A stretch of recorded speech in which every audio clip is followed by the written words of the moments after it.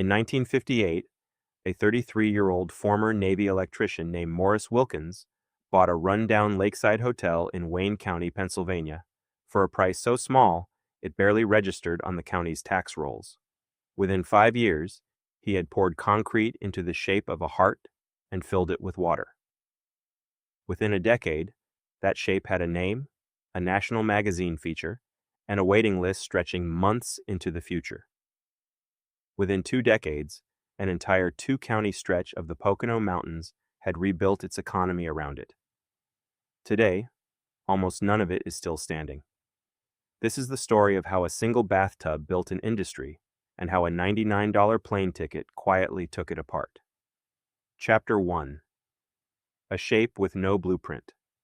The Poconos had never been anything but a stopover before the war. Cool air, cheap land, a train ride from Philadelphia, the kind of place city families visited without expecting to build a mythology around it. That changed when soldiers came home from World War II needing something Niagara Falls could no longer offer them. A honeymoon they could actually afford. A 2-hour drive replaced a 2-day train ticket, and the mountains noticed. By the mid-1940s, small operators were already testing the idea.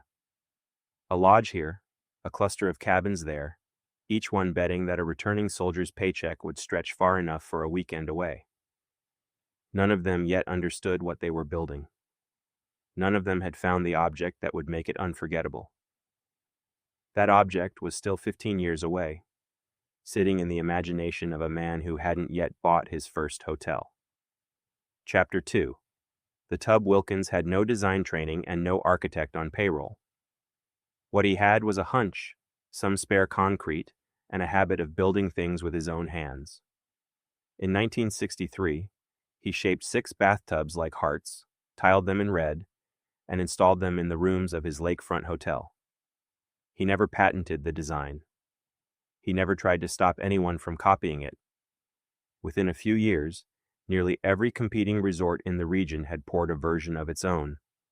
Then, in January 1971, a national magazine ran photographs of those tubs, and a regional curiosity became a national fixture overnight. Bookings poured in from readers who had never heard of Wayne County a month earlier.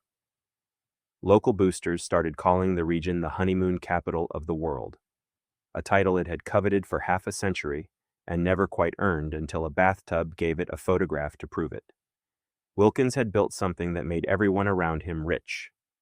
What it made him, for the moment, was simply first, and being first would not be enough to keep the throne alone. Chapter 3. The empire that followed.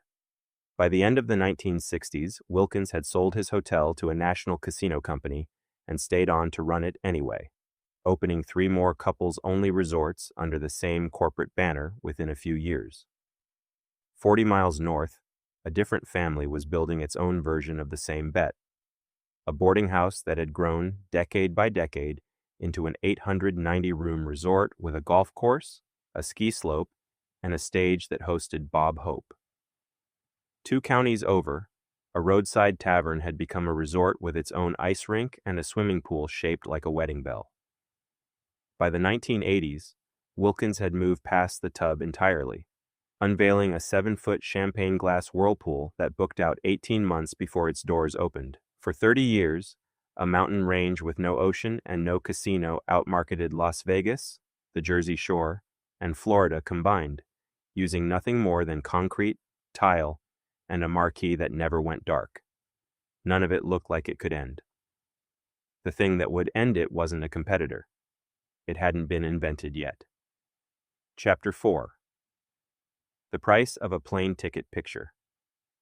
A highway through Mount Pocono on a Saturday night in the late 1970s, headlights sweeping the tree line every few minutes, tin cans still tied to bumpers, 2,000 seats filling for the evening show, the smell of exhaust and pine drifting through an open lobby door. Nothing about that scene suggested it was already being timed. Through the 1990s, deregulated airlines began selling seats to Florida and the Caribbean for less than a tank of gas and a weekend at a mountain lodge. The 2-hour drive that had defined the region's advantage for 3 decades now competed with a flight of roughly the same length, ending somewhere with an ocean attached. Las Vegas noticed first and started building its own heart-shaped tubs beside its casino floors. A new generation, with no memory of what a 2-hour honeymoon drive once meant, began calling the whole aesthetic tacky instead of romantic.